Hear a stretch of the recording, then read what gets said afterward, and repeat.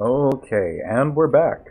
Sorry for that interruption, but that was a good place to stop anyway, because then it's like its own episode. I thought I would have the house to myself for longer, but someone came back and picked something up and then left again. So this episode might be a little bit longer than usual, but we'll see what happens. Let's jump right back into it. You finish dressing and descend the stairs to make a grand entrance, because this is the ball. All around, the rich and powerful pause in their activities to gaze upon you, the ruler of them all. You let your eyes rest upon each of them in turn as you have been taught, impressing upon them that you are not a child but a queen. Your father waits for you at the bottom of the stairs and offers you his arm. The first dance is for us. He guides you gently around the dance floor, never rushing you. It's fun to dance with your father, but the look in his eyes is so sad. I believe the next turn is mine. He bows gracefully and offers you his hand, then leans close to whisper a quick question. Do you know how to dance? Nod or shake your head. We will shake our head because we do not know how to dance. You shake your head slightly, your hair swaying. Watch me, I'll go slowly. Dancing with a real partner feels quite different from dancing with your father, especially when the man in front of you is the one you have agreed to marry. His touch is gentle, his every move carefully signaled to be sure that you don't miss the beat. Is this what your marriage will be like? Between the dances, there is time for guests to mingle, chat, and sample tiny bits of exquisite food. You interact comfortably with your peers, leaving a wise word in every ear.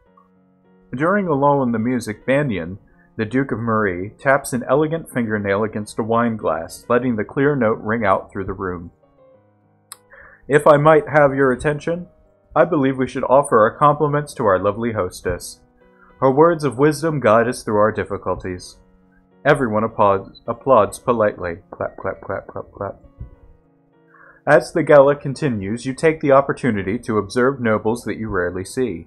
There's Gwenelle, for instance, the young lady of Sudbury, only months older than you and due to finally inherit control of her duchy soon. Or Adele, the youngest daughter of the Duchess of Lilia, and a fierce sportswoman. She was a few years ahead of you at school and the absolute terror of the ball fields. No Bryony, she had said her parents were leaving her stuck at school this season. Her parents are here, dancing together, the Duke consort clutching his Duchess possessively tight. Strange that there's no signs of your cousins, though. Shouldn't they be here? Your aunt and uncle are here, of course. It would be scandalous if they hadn't come, Mirva being so close by. It's nice to be able to enjoy time with friends and family, isn't it? As the evening grows late, your personal guest draws you aside for a private conversation.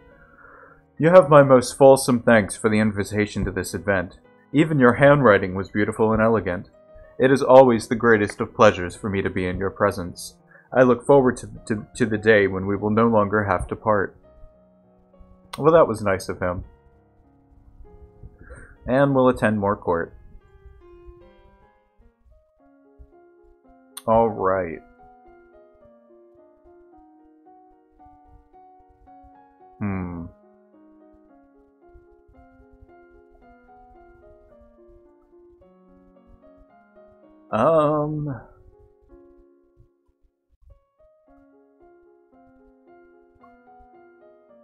Let's do composure and presence again. Your teacher smears your body and clothes with strawberry jam and makes you walk around like that for hours, facing the funny looks and snickers aimed at you without hiding or becoming angry. You practice walking over smoldering coals with bare feet. This composure training is intense. So long as you keep moving steadily and do not panic and freeze or run, you are not burned. Your teacher gathers up some of the castle staff to shout insults at you while you practice staying calm and not bursting into laughter. You practice watching people and willing them to feel your gaze on them. Inevitably, they will be drawn to you. You imagine things that you want to happen in the near future and then convince yourself and others that these things will happen. You organize a group of castle staff and coach them through carrying out a complicated multi-stage task. You have nothing more to learn about presence. Excellent. You wander downstairs to visit your father and talk about the latest events in the domain. You're moving with such enthusiasm that you don't realize your father isn't alone until it's too late to avoid him and his companion. You are too kind, Jocelyn. Countess Siren, not a member of your circles. She's a bit more than a decade your senior, far too old to have ever been your friend, and yet not at all old, as noblewomen go. She has 2 minor titles, no husband, and your father's arm in her grasp. You take a deep breath. Because we're the proper princess, we're not going to do any of the evil things here. So we're going to greet her politely. You manage to smile at her in what you hope is a welcoming manner. Good day to you, Countess. Your Highness, good day to you as well. I was just speaking with your father about... well, it wasn't important. Please allow me to excuse myself. I don't wish to be in the way. She bows her head to you and exits. Excuse me. Once she's gone, you raise an eyebrow at your father. This is the path that you have set us on. What do you mean? Your acts have made everyone think about preparations for the future. Caloris needs an heir. My brother, your Uncle Armand, is looking for a wife as well. One of us, at least, must produce more children. But, Mama, nothing can ever replace your mother. But we all have to do things that we don't want to do. Ugh. You should be careful how you deal with people like Siren. You need the goodwill of your nobles as well as your commoners. There haven't been any problems so far. As queen, you must be aware of everything around you. I am paying attention to what's around me. Let's check our mood. Ooh, we want to get rid of the depressed.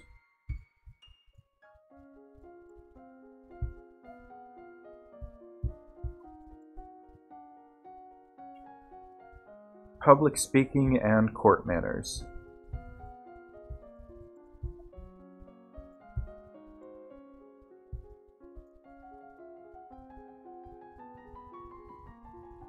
You learn about debate techniques and practice them by trying to convince a castle gardener why a new fountain would be a good idea. Your teacher assigns you to create and memorize a short speech of your own. You study the forms of written address, how to issue and decline invitations, how to announce an impending visit, and how to correspond with the rulers of foreign domains. You study the language of flowers and the secret meanings that can be communicated through the gift of a bouquet. It is the time of year to decide any necessary adjustments to the royal budget. The majority of the money we receive is already spoken for, but there is always room for discretion. I don't know anything about budgets. And because we're the proper princess and we're kind-hearted and everything, we're going to lower the taxes. I think we have enough money. Let's lower the taxes a little. As you wish.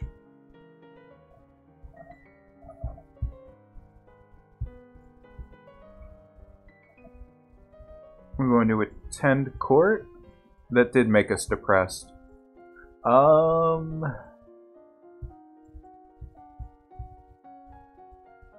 Now, if we try to up our royal demeanor in conversation, there'll be a slight penalty.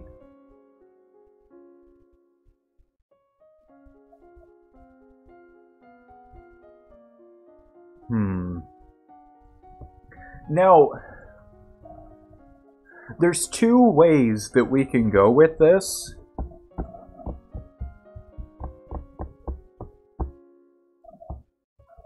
But I have a specific ending in mind, which is more dramatic.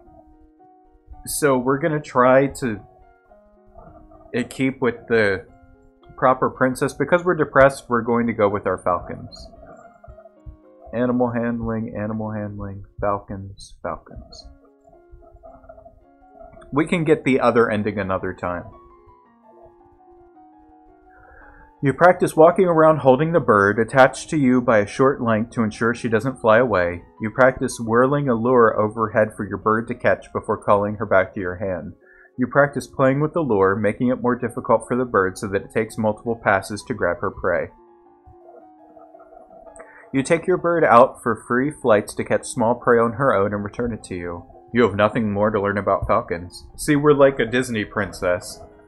Uh-oh. You are requested to stand in judgment. A man has been convicted of the murder by strangling, oh god, of his wife. He does not deny the act, but requests a pardon that he might be set free. If you admit you killed your wife, why do you think I'm going to set you free? Save me, your majesty, it wasn't my fault. Demons made me do it. Everyone knows the power of magical beasties. They used me, they twisted my fingers into chains. My wife found me screaming. She tried to shake me, and the chains wrapped around her. I need the priestesses to bless me and make me clean again. Demons that make you attack people? Is that even possible? So, another person admits that they're a murderer. A proper princess who abides by the laws would execute.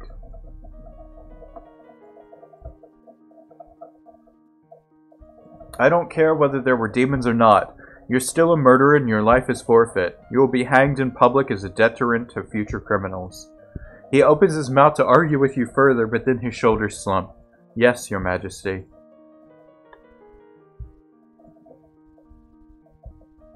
We want to get rid of the depression, so we're going to attend services, and now we're pressured.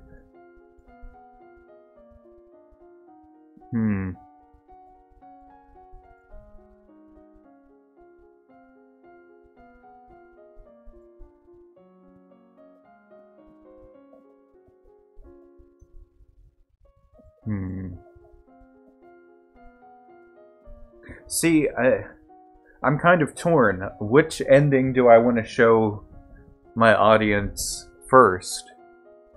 But we're gonna do, like I said, we're gonna do the proper princess route, and she wouldn't know how to get this ending, so let's do horses and dogs, because we're the Disney princess. You learn how to mount and dismount a horse, first with a boost and then from the ground. You practice working with trained dogs in a small area, telling them to stay, search, and fetch. You choose a young puppy and begin raising him to respond to you over all others. You receive word of an unfortunate incident at the gallows where the man you judged was sent to be executed. As he was led to the platform, he suddenly lashed out with explosive magical power, killing several guards and spectators before making his escape. The population is buzzing with rumors of a secret evil cabal of lumens who sacrifice innocents in their dark rituals. Oh my. So was he really possessed? I guess we won't know.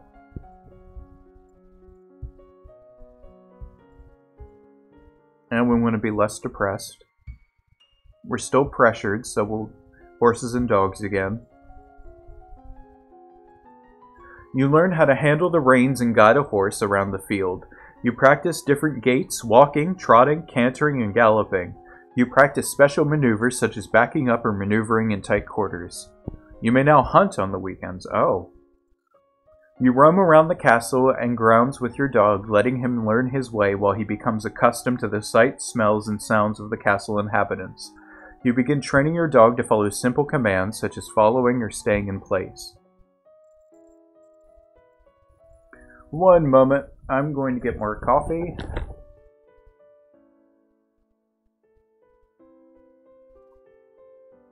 And we'll go ahead and save here in case glitchery or anything.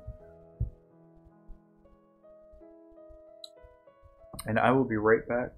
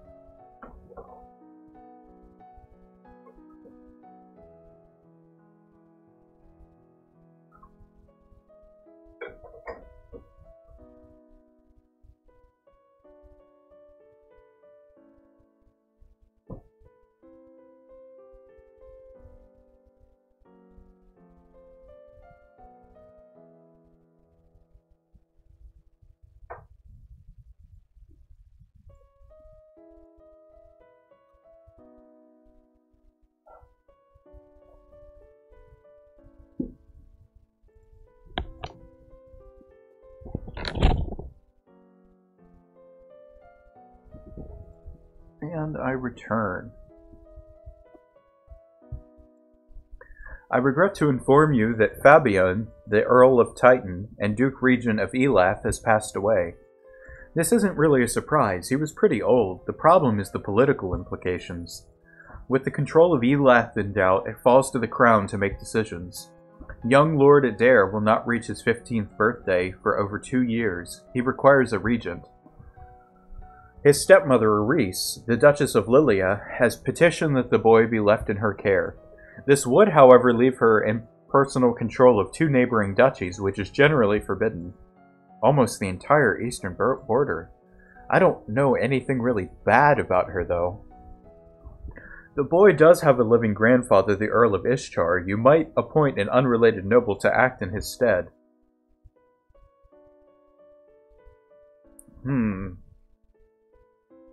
So we want to go with what the proper legal thing would be, which is probably just leave him with a Reese. So, but he did say that it's generally forbidden. So we'll send him to our uncle. Because the grandfather, if we send it to a Reese, she'll control 2 duchies. And so will the grandfather, which, like our father said, is generally forbidden. So the only way to avoid that legal mess is to send him to our uncle, which I think is what Elodie would do. So let's do that. What about your brother Armand? He would be a safe pair of hands to watch over Adair. As you wish. And we're going to attend court. Alright. Now,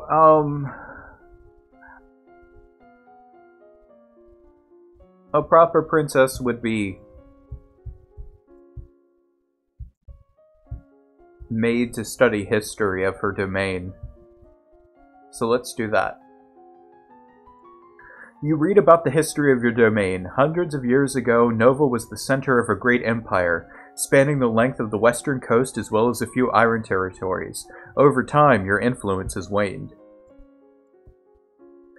Nova's history involves an endless slew of names and dates. Even as small as it's become, there are 10 dukedoms, no, 11 now, plus the royal line.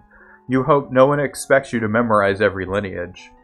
No individual may hold more than 1 dukedom, but nobles seek noble spouses, so titles often come together before being parceled out to heirs. Your father is Duke of Caloris, and his brother is Duke of Membosa. Bryn, Duchess of Hellas, is the sister of Banyan, Duke of Marie, and so on. That is complicated. There is a woman here to see you. She is a musician and wishes crown patronage, which means money.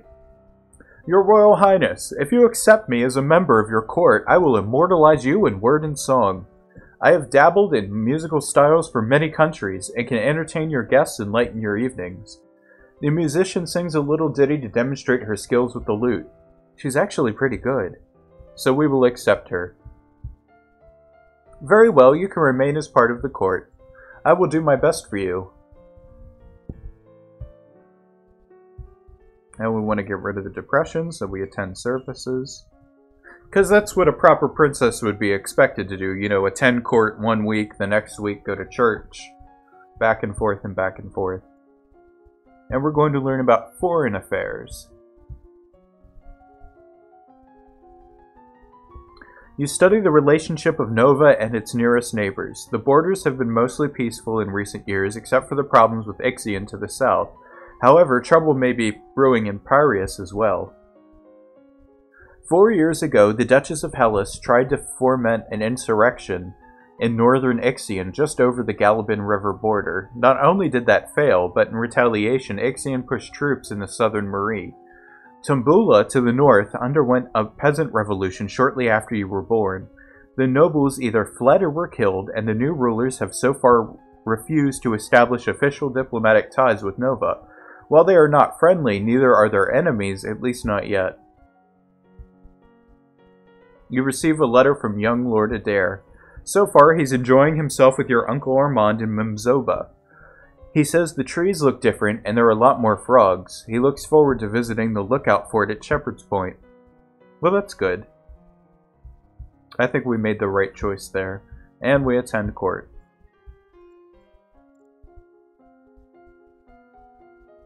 And now we'll study world history.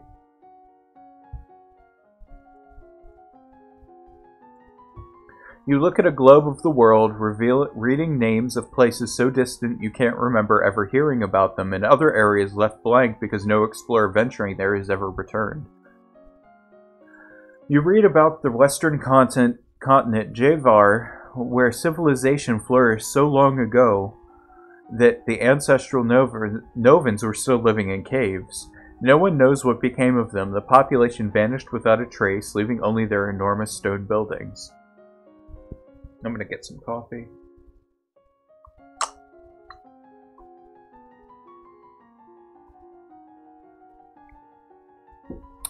In the distant past, the Yeveni tribes to the east rode great beasts with spines and tentacles on their heads instead of horses. The bones of these creatures are sometimes found in Lilla and Mead, and their tusks are valuable to crafters. We've unlocked a new outfit. Staring up into the sky out your window, you notice a strange flash of light. A falling star, pretty. And we'll attend court.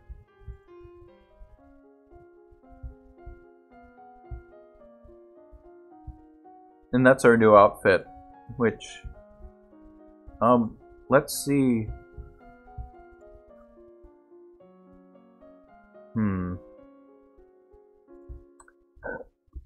Excuse me. Yeah, we'll leave that equipped. Let's do world history again. You read about the northern continent, Borealis, where the first lumens in history were recorded, and how the discovery of magic shaped their development.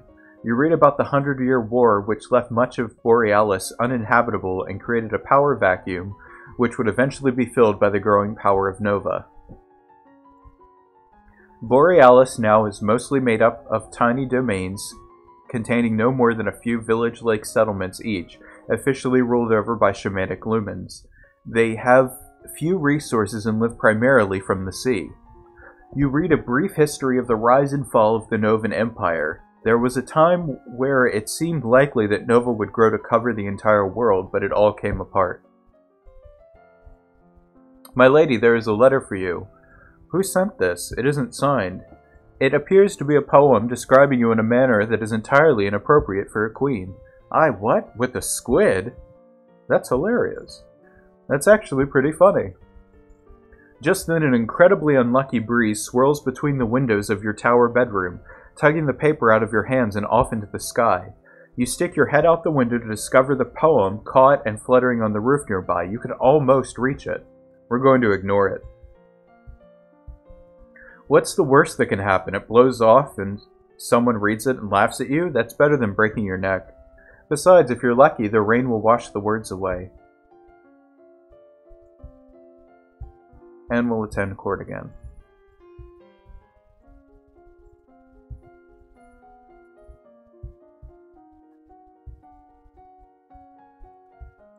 Novan History and Foreign Affairs. Aris, Duchess of Lilla, is the mother of the Duchess of Mead, the mother-in-law of the Duke of Kegel, and the stepmother of the future Duke of Elath. People sometimes call her Nova's Eastern Queen. Wow. The Duchess of Sudbury is currently held in regency by Countess Leaky of Dees for her daughter Gwenelle, who is your age. She inherited the duchy last year upon the death of her father. Southeast lies the domain of Talassi, which we have enjoyed fairly cordial relationships. Sedna, their chief province, borders the Novan Duchy of Elath, and nobles from the two provinces have been known to intermarry. The Duchy of Lilia was not part of the pre-imperial Nova domain, but the western rage of the Yeva nomads. A faction of Yeveni who wished to settle offered their allegiance willingly to a Novan queen, and their chief was named a duke. My lady, there are letters for you. Another letter from Bryony. What does she keep writing me? We were never even friends. She says she's bored and lonely, and she's looking forward to seeing me at Gwenelle's birthday party. That's right, Gwenelle is about to turn 15. She'll be Duchess of Sudbury for real now. The other letter must be my invitation to her birthday celebration next week. Gwenelle and I were friends at school, and this would be a big event, but it's also a long way to travel. A lot of things can happen on the road. We're going to send our regrets because we don't have the time for parties. I'd better stay here. We're a proper princess becoming a queen, and we'll attend service. Okay. Novan History and Foreign Affairs again. The last two rulers before your mother, Queen Fidelia, were your grandmother, Queen Ladesh, and her father, King Fulbert. About 60 years ago, the Duchess of Merva died with no close heirs, and King Fulbert claimed the lands for the keeping of the crown. After your mother took the throne, she recreated the duchy and made her brother, your uncle, its duke.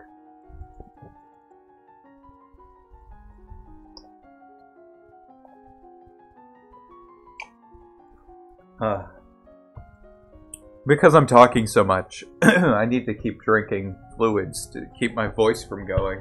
So I apologize for all the breaks. Let me, how long has this episode gone on for? Not bad. Because the Lillans are descended from Yeveni castouts who were officially shunned, the Yevim nomads do not acknowledge that Lilla even exists. They treat their western border as an invisible wall, and Novan emissaries as travelers from an impossibly distant land. Over the mountains to the northeast lie the deserts of Purish tribes, who are traditionally hostile to Nova, but too lacking in resources to mount a credible threat. Small groups of Purian raiders are sometimes found in Kegel and Sudbury. The domain of Terrax, far to the south, has warred with Ixion on and off for centuries, even when both were part of the Novan Empire. Your grandmother assisted the Ixionites in putting down the last disagreement 32 years ago. All of my friends are at Gwyneth's party and I don't get to go. I sent her a note with my regrets and a gift, and she accepted, so at least she's not upset. We can get together sometime after my coronation when things are less hectic. And we'll attend service.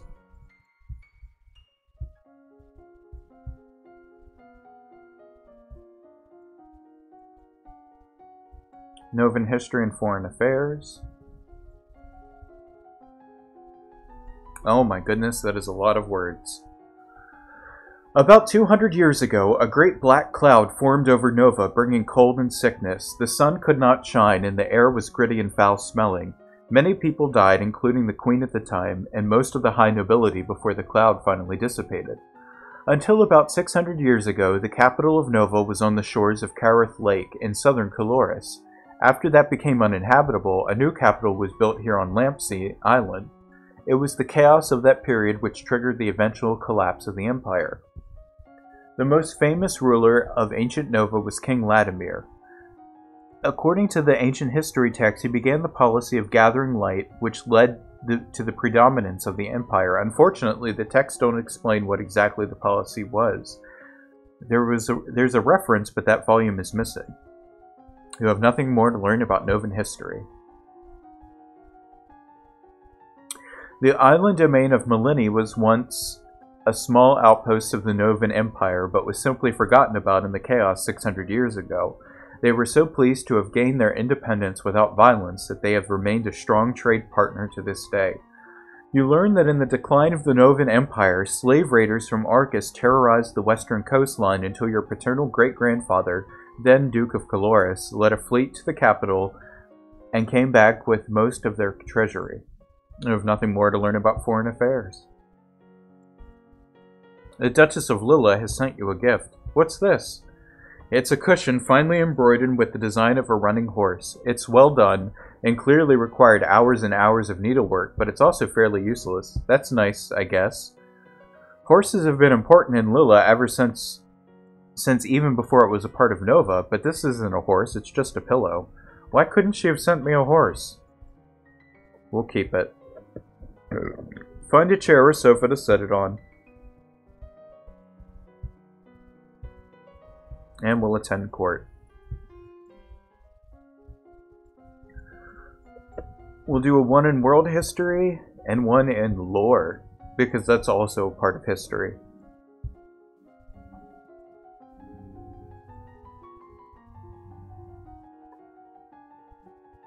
The Novan Empire once had outposts on the western continent, but was driven out 600 years ago. The most important domain in that area today is Shangia. Until 200 years ago, Shangia was not a true domain, but a confederation of trading city-states, each largely independent except for the limited rule of an elected council. An eternal dispute led to the eventual victorious general declaring himself king. In recent years, the Queen of Sangia has pursued an expansionist policy, conquering several smaller domains nearby and bringing them under her control. We have nothing more to learn about world history. Only a lumen can channel magic, and only with the help of an attuned crystal. The ability to control a crystal seems to be inherited, so crystals can be passed from parent to child upon the lumen's death. Oh my. The Duchess of Mead is here to see you, my lady. Hello, Elodie. I'm sorry to trouble you, but have you seen Bryony? No, not since I left school. She shakes her head. She's gone missing. She's not at school where she should be. I know she wasn't happy, but I never expected. She wrote me a letter saying that she was bored and looking for adventure, but that's all I know. Oh dear. I hope she hasn't done anything too foolish. My poor little lamb. I have to go look for her. Uh-oh. One of our friends went missing. And will attend court.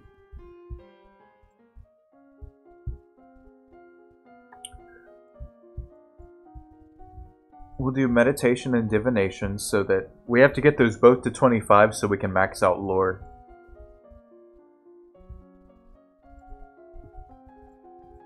You practice assuming a sitting position that allows you to be relaxed and tranquil without being so relaxed that you fall asleep. You learn that the gods cannot be forced to divulge information about the future, and that the most powerful omens are those which arrive unexpectedly. As you are walking through the great hall, a freak gust of wind suddenly blows out all the candles in the room. How strange, there must be an open window somewhere. And will attend service. Meditation and divination again. You close your eyes and relax every muscle of your body in turn, letting that feeling travel down through you from your head to your fingertips and toes. You take slow, deep breaths, letting that air move through your body, feeling it give you life and energy. Dropping your favorite plate is bad luck. A statue spontaneously shattering is a bad omen. You read about well-known signs of bad fortune, wells turning sour, dry lightning, strange fish caught in nets, malformed babies being born, and so on. Things have been so unsettled lately. Everyone's on edge. We need something cheerful. You could hold a tournament. What a good idea. Knights, jousting, musicians, all sorts of competitions. Everyone loves a contest. What will you offer as prizes to the winners? Employment. The winners will have the option of taking up royal appointments. It's a recruitment drive. Very well, I will draft the announcements. You leave him to his work. As you move through the hall, your eyes fall upon a vase of flowers. Pretty, but apparently not getting enough water. The leaves on one blossom have shriveled. Someone on hall duty is being lazy. Those flowers should be replaced. You continue up the stairs to your room where a maid is waiting for you. My lady, a gift has arrived from Kegel. From the Duke? No, my lady, a merchant house, I believe. It was sent with a shipment down the Cavalia River. You tear open the brightly colored paper to find chocolates and more coffee.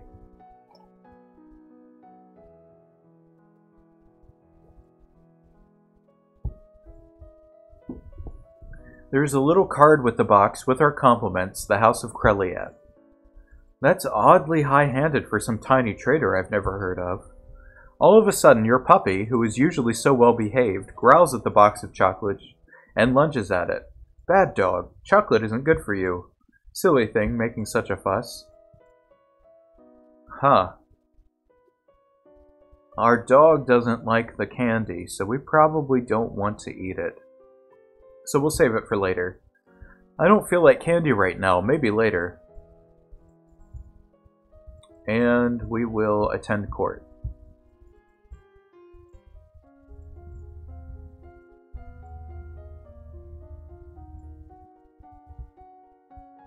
Lore and lore. The kings and queens of Nova have all been lumens for centuries, but in modern times magic is only used for ceremonial occasions and the direst of emergencies. Long, long ago, the continent of Borealis was ruled over by a single witch king, until a rival line of lumens challenged for the crown. The resulting war went on for 100 years with powerful spells that damaged the land so badly that even now no plants will grow. You unlocked a new outfit. Legend has it that long ago a horde of Yeveni on the back of tentacled monsters rode into the Valley of Mead, laying waste to all in their path. Their conquest was only halted when a lumen raised a great flood to drown the invaders. Legend says that an island domain of Melini was once a single island instead of a cluster until an invading Novan queen raised a terrible pillar of fire that shattered the land into pieces. This is why our dad didn't want us to get involved in magic. Because every single time there's been lumens, there's been bad stuff. As we can see from history. This is the week of the general tournament. Nobles and commoners alike have turned out to compete against each other. The people will be pleased if you participate in their games. However, it will expose you to danger. Which event do you wish to take part in? Falconry, because our falcon is awesome. Only nobles take part in the falconry competition, of course. The only commoners who fly such birds do so under a noble's aegis. You are far too new to the sport to be in contention for a prize, but it is a pleasant learning experience, and your fellow competitors are pleased by your interest and enthusiasm. All the winners are announced and displayed to great cheers. As near queen, you place flower garlands around their neck. All of a sudden, a man approaches the winner's platform. It's Kavan, the Earl of Io. In one hand he carries an armored gauntlet, in the other his sword. My family's blood is on your hands. What is he talking about? He casts the metal glove to the ground with a clatter and raises his sword, pointing it at you. Excuse me. I challenge you, Elodie, a life for a life. He's challenging you to a duel? We don't know how to fight? So we're gonna refuse? I'm not going to fight you just because you want me to. Unfortunately, it seems he isn't interested in your refusal and charges at you anyway. Before you can react, a streak of dark feathers races down from above, screeching for blood. You're not quite sure how it happened, but somehow your falcon has come to your rescue. Faced with a sharp beak and claws trying to tear out his eyes, Kavan is forced to drop his sword and use his hands to protect himself. At that point, guards move in to arrest him. You and your bird are both safe. Yay, our bird saved us. We are truly a Disney princess. After the tournament, a minor tragedy is revealed. One of the stewards apparently had an incredible sweet tooth and had dared to steal a piece of chocolate of your recently received chocolates. He had a sweet tooth. The chocolates were poisoned. When you ask questions, it turns out that the merchant house which supposedly sent you this present never existed. Someone has tried to kill you, but you don't know who. Uh-oh. We have enemies. We will attend service.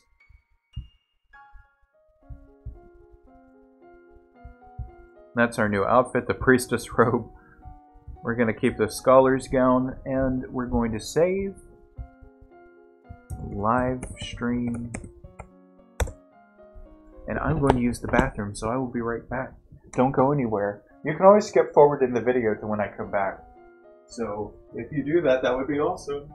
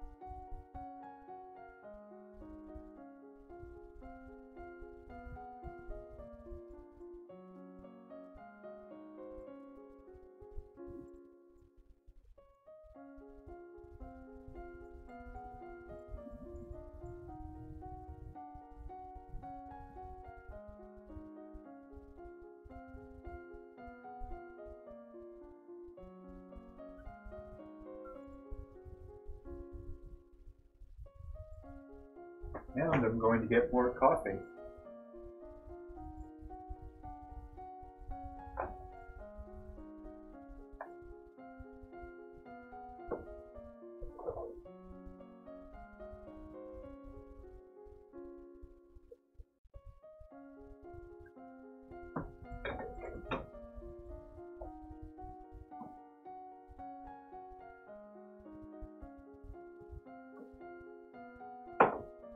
Double, double toil and trouble, fire burn, cauldron double, double, double trouble you, bubbling with Jasper. Double, double toil and trouble, fire burn, cauldron double, double, double trouble you, bubbling. A witch has brew. I'm adding sugar to my coffee. I don't usually do that, but sorry for the delay.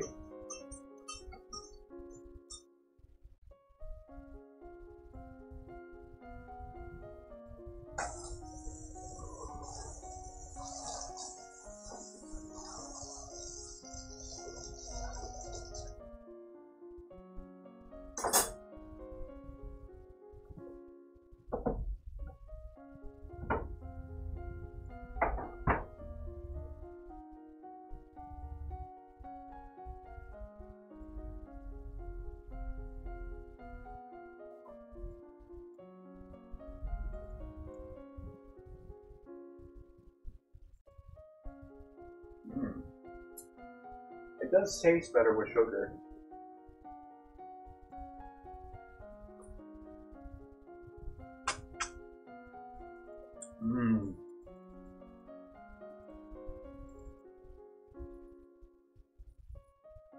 That is some good coffee. Sometimes all you need in life is a little sweetness. Okay, let's get back into this. We're almost to week 40. We're on week 34, so we're almost done. We've almost beat the... Oh, we're pressured. Well, that helps us with lore, so let's get back at it. At the height of the Novan Empire, all the major dukes and duchesses were lumens, and they conquered their enemies with beams of light and terrible summoned monsters. Those monsters eventually broke loose, killing their captors and destroying the old capital on Karth Lake. The resulting chaos shook the Empire. 200 years ago, a great force of darkness covered Nova, threatening to wipe out all life in the domain. It took the self-sacrifice of the Queen and her complement of lumens to defeat that doom. Only the Duke of Ursul refused to join in their defense, and therefore survived.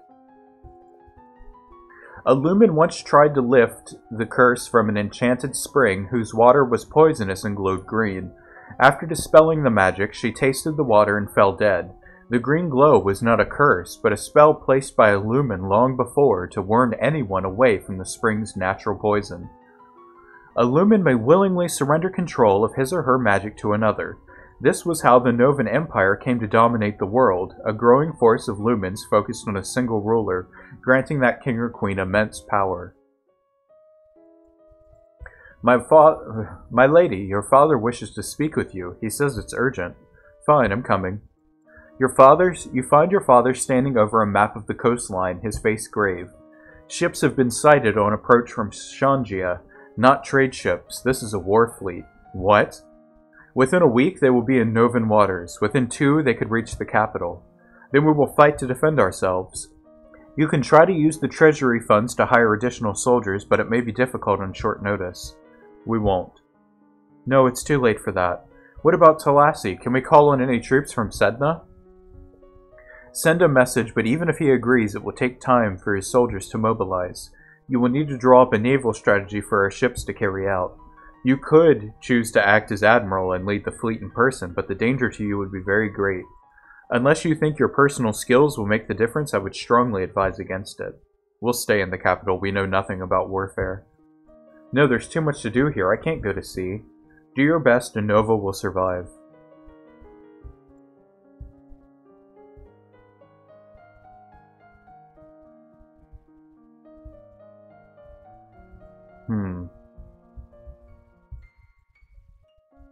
We're still pressured.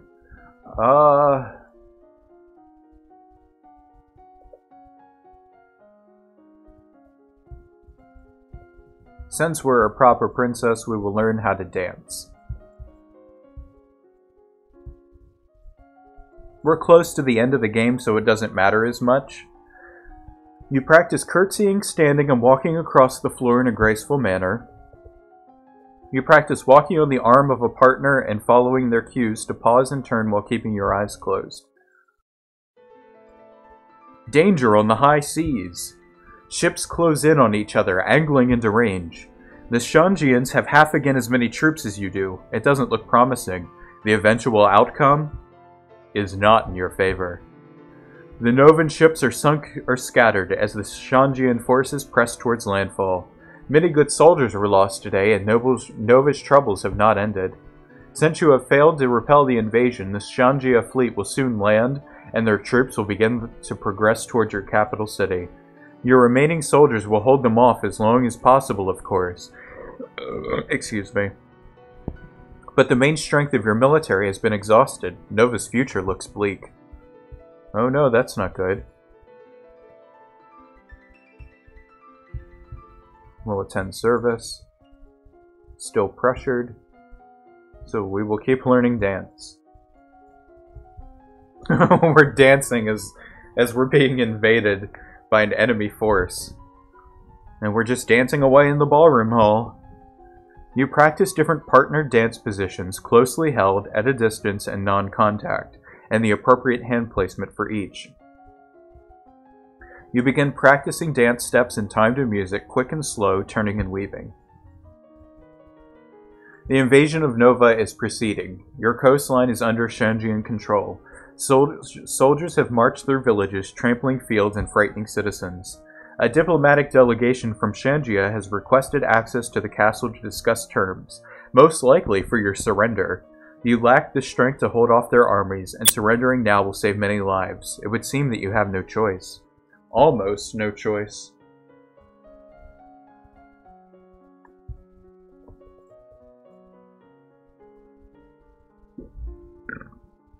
Hang on. We might... This is really unfortunate, but I think somebody just came back home. So we might have to end it here, which really sucks. Let me check. I'll be right back.